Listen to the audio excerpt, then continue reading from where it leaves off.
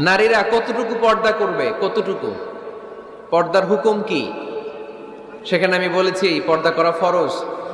এই পর্দা আপনার অধিকার, এটা আপনার আভিজাত্যের প্রতীক, আপনার রুচির প্রতীক। এটা বলে কতটুকু পর্দা, সেক্ষেত্রে আমি দুইটা মত উল্লেখ করেছিলাম, দুইটা মত উল্লেখ করেছি। মত নাম্বার 1, সারা শরীর ঢেকে রাখবে, ফেসটা খোলা রাখবে, হাত খোলা রাখবে, এটা একটা মত। আরেকটা মত, সব ঢেকে রাখতে হবে, শুধু চোখ খোলা, তাই না?